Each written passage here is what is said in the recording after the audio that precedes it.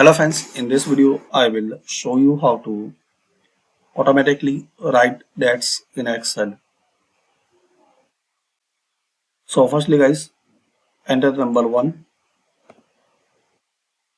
and click anywhere. Again click on this cell. Now fill series and select in series as column. Step value from 1 to 365. Click on OK. So we created 1 to 365.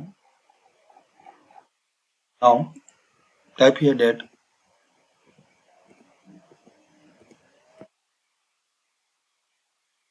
Click anywhere. Again click here.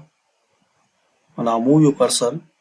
Once you see in this corner one dot, so double click on that dot,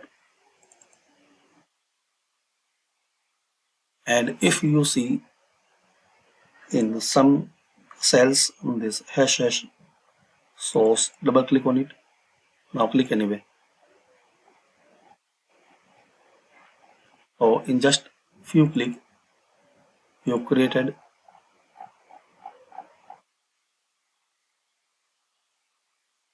and you write dates automatically.